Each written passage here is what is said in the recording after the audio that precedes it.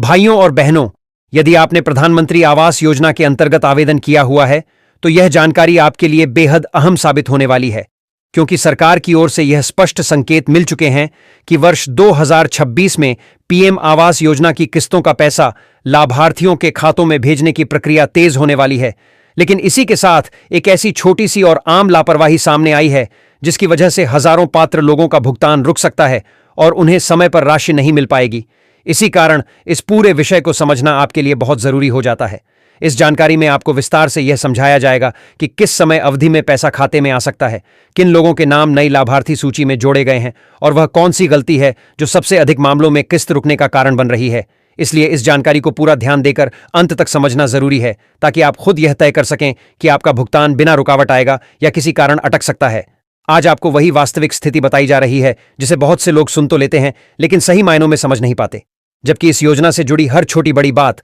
आपके लिए बेहद मूल्यवान है। क्योंकि अगर आपने किसी एक जरूरी नियम या प्रक्रिया को नजरअंदाज कर दिया तो उसका सीधा प्रभाव आपके घर के सपने और मिलने वाली आर्थिक सहायता पर पड़ सकता है। सरकार नए साल की शुरुआत में एक ऐसे बड़े फैसले की ओर बढ़ रही है जो केवल खातों में पैसे ट्रांसफर करने तक सीमित नहीं रहेगा, बल्कि इसका असर देश के लाखों गरीब और मध्यम वर्गीय परिवारों के जीवन स्तर, सुरक्षा और भविष्य पर लंबे समय तक देखने को मिल सकता है। सबसे पहला और सबसे अहम सवाल यही बनता है कि आखिर पीएम आवास योजना का पैसा आएगा भी या नहीं, और अगर आएगा तो किस व्यक्ति को मिलेगा, किस समय मिलेगा और किन कारणों से बहुत से लोगों की किस्त बीच रास्ते में ही अटक जाती है। इन सभी बातों का जवाब एक या दो पंक्तियों में देना संभव नहीं है, क्योंकि इसके पीछे सरकार की पूरी तय की गई प्रक्रिया, स्पष्ट नियम और एक बड़ा तकनीकी सिस्टम काम करता है। इसलिए सबसे पहले अपने मन में यह बात अच्छी तरह बैठा लेना जरूरी है कि प्रधानमंत्री आवास योजना की राशि न तो दफ्तरों के चक्कर काटने से मिलती है, न किसी नेता की सिफारिश से और न ही किसी एजेंट या दलाल के माध्यम से। सरकार ने इसके लिए पूरी तरह पारदर्शी व्यवस्था बनाई है,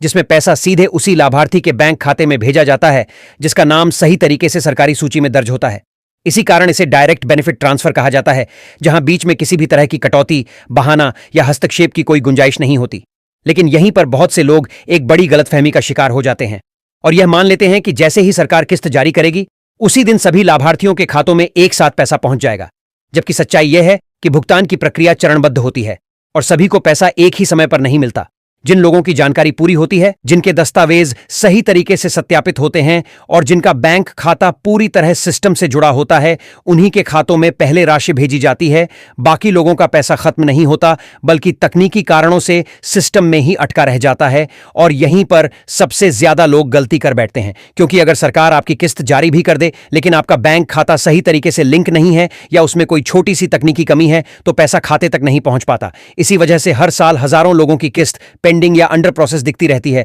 और लोगों को यह गलतफहमी हो जाती है कि सरकार ने पैसा दिया ही नहीं, जबकि हकीकत यह होती है कि पैसा भेजा जा चुका होता है लेकिन सिस्टम में फंसा रहता है। अब सबसे जरूरी बात उस गलती की करते हैं जो सबसे ज्यादा लोगों की किस्त रोक देती है, और वह है आधार कार्ड, बैंक खाते और आवेदन फॉर्म में नाम का आपस में मेल न खाना। बहुत से लोगों ने आवेदन सही नीयत से कर दिया, लेकिन बैंक खाते में नाम कुछ और दर्ज है, आधार कार्ड में नाम की स्पेलिंग अलग है और पीएम आवास योजना के फॉर्म में नाम थोड़ा बदला हुआ लिखा है। जबकि सरकारी सिस्टम इतना समझदार नहीं होता कि वह खुद समझ ले कि ये तीनों नाम एक ही व्यक्ति के हैं। सिस्टम के लिए रिकॉर्ड में लिखा हर अक्षर मायने रखता है और एक छोटी सी गलती भी फाइल को रोकने के लिए काफी होती है। इसी वजह से पैसा वहीं अटक जाता है और लाभार्थी को पता भी नहीं चलता। दूसरी बड़ी और आम समस्या होती है बैंक खाते का डीबीटी से एक्टिव न होना। बहुत से लोग जनधन या सामान्य बैंक खाता खुलवा लेते हैं और मान लेते हैं कि सब कुछ ठीक है। बैंक भी कह देता है कि खाता चालू है, लेकिन डीबीटी चालू है या नहीं ये कोई जांचता ही नहीं। जब सरकार पैसा भेजती है तो सिस्टम से जवाब आता है कि डीबीटी इनएक्टिव है और किस्त वापस चली जाती है। तीसरी बेहद महत्वपूर्ण गलती एनपीसीआई मैपिंग से जुड़ी होती है। एनपीसीआई का सीधा मतलब होता है कि आपका आधार कार्ड आखिर किस बैंक खाते से लिंक है। कई लोगों के 2 या 3 बैंक खाते होते हैं। आधार किसी पुराने खाते से जुड़ा होता है और पीएम आवास योजना का फॉर्म किसी दूसरे खाते के नंबर से भर दिया जाता है, लेकिन सरकारी सिस्टम पैसा हमेशा उसी खाते में भेजता है जो एनपीसीआई में सेट होता है। अगर वह खाता बंद है, इस्तेमाल में नहीं है या इनएक्टिव है तो पैसा खाते में पहुंचने के बजाय वापस चला जाता है। अब अगर बात करें 2026 में पैसे आने के समय की, तो सरकार की ओर से साफ संकेत मिले हैं कि वर्ष 2026 की शुरुआत यानी जनवरी से मार्च के बीच नई लाभार्थी सूची को अंतिम रूप देने और भुगतान प्रक्रिया को तेज करने का काम किया जाएगा। लेकिन इसका यह मतलब बिल्कुल नहीं है कि जनवरी आते ही सभी लोगों के खातों में एक साथ पैसा आ जाएगा, क्योंकि पूरी व्यवस्था चरणों में चलती है और हर लाभार्थी की स्थिति, दस्तावेज और बैंक लिंकिंग के आधार पर ही किस्त आगे बढ़ती है। पीएम आवास योजना के तहत पैसा मिलने से पहले एक पूरी तयशुदा प्रक्रिया अपनाई जाती है, जिसमें सबसे पहले लाभार्थी सूची की पुष्टि की जाती है। उसके बाद आवेदक द्वारा दिए गए सभी दस्तावेजों का बारीकी से सत्यापन होता है। फिर सबसे महत्वपूर्ण चरण आता है फिजिकल वेरिफिकेशन का, जिसमें संबंधित अधिकारी आपके बताए हुए पते पर खुद आकर यह जांच करता है कि आप वास्तव में वहीं निवास करते हैं या नहीं, आपके पास पहले से कोई पक्का मकान तो मौजूद नहीं है और आप योजना की सभी पात्रता शर्तों में आते हैं या नहीं। इसलिए जो लोग यह मान लेते हैं कि केवल ऑनलाइन फॉर्म भर देने से सीधे पैसा मिल जाएगा, वे सबसे बड़ी भूल कर बैठते हैं। अब अगर नई लाभार्थी सूची की बात करें तो उसमें सिर्फ उन्हीं लोगों के नाम शामिल किए जाते हैं जिनके पास खुद का पक्का मकान नहीं है, जिनका नाम SICC डाटा में दर्ज है, जिनकी पारिवारिक आय सरकार द्वारा तय सीमा के भीतर आती है, जिनके परिवार में कोई भी व्यक्ति सरकारी नौकरी में नहीं है और जिनके पास 4 पहिया वाहन नहीं है। अगर आवेदन के समय किसी भी तरह की गलत जानकारी दी गई है तो आगे चलकर न सिर्फ किस्त रुक सकती है बल्कि दी गई राशि की वसूली भी की जा सकती है। इसके साथ यह बात भी समझना जरूरी है कि पीएम आवास योजना की राशि कभी भी एक साथ नहीं दी जाती, बल्कि इसे अलग अलग चरणों में जारी किया जाता है। पहली किस्त जमीन की तैयारी और नींव के काम के लिए दी जाती है, दूसरी किस्त दीवार और छत के निर्माण के लिए मिलती है और अंतिम किस्त तब जारी होती है जब मकान पूरी तरह बनकर तैयार हो जाता है। लेकिन अगर लाभार्थी ने पहली किस्त का सही उपयोग नहीं किया, समय पर जरूरी फोटो अपलोड नहीं किए या निरीक्षण के दौरान अधिकारी संतुष्ट नहीं हुआ, तो अगली किस्त की प्रक्रिया अपने आप रुक जाती है और पैसा आगे नहीं बढ़ पाता। अगर किसी कारणवश आपकी पीएम आवास योजना की किस्त अटकी हुई दिखाई दे रही है तो घबराने या परेशान होने की कोई जरूरत नहीं है, क्योंकि अधिकतर मामलों में पैसा खत्म नहीं होता बल्कि किसी छोटी तकनीकी या दस्तावेजी सुधार के पूरा होने का इंतजार कर रहा होता है। इसलिए सबसे पहले आपको अपने बैंक जाकर यह सुनिश्चित करना चाहिए कि आपका DBT और NPCI स्टेटस पूरी तरह से एक्टिव और सही है या नहीं। इसके साथ ही आधार कार्ड, बैंक खाते और आवेदन फॉर्म में दर्ज नाम को अक्षरशः एक जैसा करवाना बेहद जरूरी है। इसके बाद अपनी ग्राम पंचायत या नगर पालिका में जाकर आवेदन की वर्तमान स्थिति की जानकारी लेनी चाहिए और साथ ही ऑनलाइन पोर्टल पर जाकर यह जरूर देखना चाहिए कि आपकी फाइल किस कारण से पेंडिंग में है। इस पूरी प्रक्रिया में दलालों से पूरी तरह दूरी बनाकर रखें और अगर कोई व्यक्ति यह दावा करे कि वह पैसा निकलवा देगा या सिस्टम को मैनेज कर देगा तो उससे साफ इनकार कर दीजिए, क्योंकि प्रधानमंत्री आवास योजना कोई लॉटरी या सौदेबाजी की योजना नहीं है, बल्कि यह सरकार की एक गंभीर और नियम आधारित व्यवस्था है जो पूरी तरह सिस्टम और पात्रता के अनुसार चलती है। अगर आपने सभी नियमों का सही तरीके से पालन किया है और जानकारी में कोई कमी नहीं है तो आपकी किस्त आपको जरूर मिलेगी। इसलिए यदि आप चाहते हैं कि आपका नाम लाभार्थी सूची में बना रहे, आपकी किस्त किसी वजह से न अटके और 2026 में जारी होने वाली राशि सीधे आपके बैंक खाते में पहुंचे, तो इस जानकारी में बताई गई हर बात को ध्यान से समझना और उस पर अमल करना बेहद जरूरी है।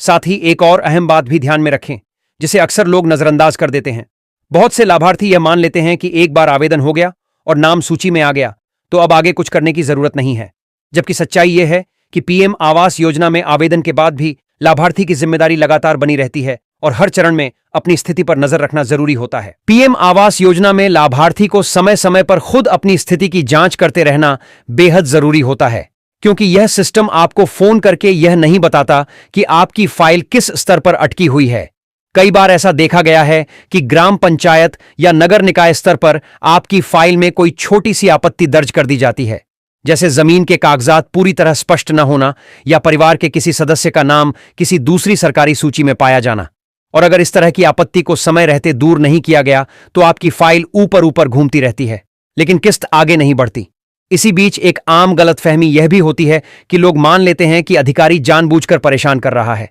जबकि वास्तविकता यह है कि अधिकारी भी तय सरकारी नियमों के अनुसार ही काम करता है और अगर दस्तावेज अधूरे या गलत हों तो वह फाइल को आगे बढ़ा ही नहीं सकता। इसलिए सबसे बेहतर तरीका यही होता है कि आप शांत दिमाग से अपनी फाइल की स्थिति समझें और जो भी कमी बताई जाए उसे समय पर पूरा करें। अब अगर जमीन से जुड़े मामलों की बात करें तो बहुत से लोगों के पास जमीन तो होती है, लेकिन वह जमीन उनके खुद के नाम पर न होकर पिता, दादा या संयुक्त परिवार के नाम पर दर्ज होती है। ऐसे मामलों में अगर नामांतरण या सहमति पत्र सही तरीके से नहीं लगाया गया तो फाइल वहीं अटक जाती है, क्योंकि पीएम आवास योजना के नियमों में यह साफ लिखा है कि जिस व्यक्ति के नाम पर लाभ स्वीकृत किया गया है उसी के नाम पर जमीन का रिकॉर्ड भी स्पष्ट होना चाहिए। वहीं शहरी क्षेत्रों में एक अलग तरह की समस्या सामने आती है, जहां कई लोग किराए के मकान में रहते हुए आवेदन कर देते हैं और आवेदन में वही पता भर देते हैं, लेकिन जब फिजिकल वेरिफिकेशन के दौरान अधिकारी को यह पता चलता है कि वह मकान आवेदक का नहीं है तो फाइल रद्द भी हो सकती है। इसलिए आवेदन करते समय दी गई हर जानकारी पूरी तरह सच्ची होनी चाहिए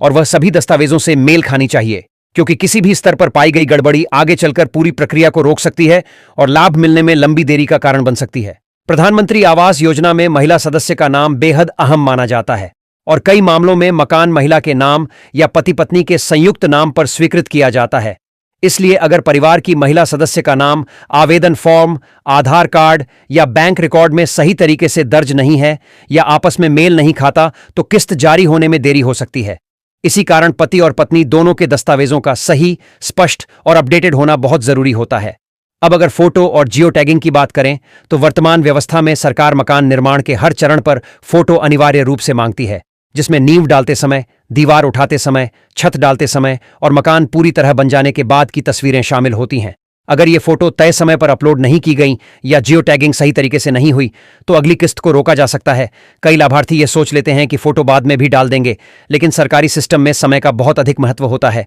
और देरी अपने आप एक समस्या बन जाती है। अब किस्तों के बीच के अंतर को समझना भी जरूरी है, क्योंकि पहली किस्त मिलने के बाद अगर लंबे समय तक निर्माण कार्य शुरू नहीं किया गया तो सिस्टम खुद ही अलर्ट दिखाने लगता है, जिससे अधिकारी को यह संकेत मिलता है कि लाभार्थी ने मिली हुई राशि का सही उपयोग नहीं किया। ऐसे हालात में दूसरी किस्त को रोक दिया जाता है। इसलिए पैसा मिलने के बाद निर्माण कार्य को बिना कारण टालना भविष्य में नुकसान का कारण बन सकता है। और अब एक बेहद जरूरी चेतावनी यह भी है कि कुछ लोग पहली किस्त मिलने के बाद उस पैसे को किसी और काम में लगा देते हैं, जो आगे चलकर बड़ी परेशानी का कारण बन सकता है। कई बार ऐसा देखा गया है कि पहली किस्त मिलने के बाद कुछ लोग उस पैसे का उपयोग कर्ज चुकाने, शादी ब्याह या किसी निजी जरूरत में कर देते हैं, लेकिन बाद में जब मकान निर्माण के लिए वास्तविक रूप से धन की आवश्यकता पड़ती है तो काम बीच में ही रुक जाता है। जबकि यह साफ समझ लेना जरूरी है कि सरकार द्वारा दी जाने वाली यह राशि केवल घर बनाने के उद्देश्य से होती है, किसी अन्य खर्च के लिए नहीं। और यदि जांच के दौरान यह तथ्य सामने आ गया कि पैसा मकान निर्माण में उपयोग नहीं हुआ है तो न सिर्फ अगली किस्त रोकी जा सकती है, बल्कि पूरे पीएम आवास योजना से लाभार्थी का नाम भी हटाया जा सकता है। अब उन लोगों की स्थिति को समझना भी जरूरी है जिनका नाम पहले लाभार्थी सूची में शामिल था लेकिन बाद में हटा दिया गया। ऐसा आमतौर पर तब होता है जब बाद में यह जानकारी सामने आती है कि संबंधित व्यक्ति या उसके परिवार का कोई सदस्य पहले से किसी अन्य सरकारी आवास योजना का लाभ ले चुका है, या परिवार के किसी सदस्य के नाम पर पक्का मकान दर्ज हो जाता है, क्योंकि सरकारी सिस्टम समय समय पर अलग अलग डाटाबेस को आपस में मिलाकर जांच करता रहता है। इसलिए आवेदन के समय दी गई कोई भी गलत या अधूरी जानकारी देर सवेर सामने आ ही जाती है। अब यहां यह सवाल उठता है कि अगर किसी का नाम सूची से हट गया है तो क्या वह दोबारा जुड़ सकता है? कुछ विशेष मामलों में इसका जवाब हां होता है, लेकिन इसके लिए लाभार्थी को यह स्पष्ट रूप से साबित करना पड़ता है कि उसका नाम गलत कारण से हटाया गया था और उसके पास इससे जुड़े ठोस दस्तावेज और प्रमाण मौजूद हैं। तभी संबंधित अधिकारी उस मामले पर दोबारा विचार करता है और आगे की प्रक्रिया संभव हो पाती है। ऐसे मामलों में लाभ दोबारा पाने के लिए कई बार ग्राम पंचायत, नगर पालिका और यहां तक कि जिला स्तर तक लिखित आवेदन देना पड़ता है।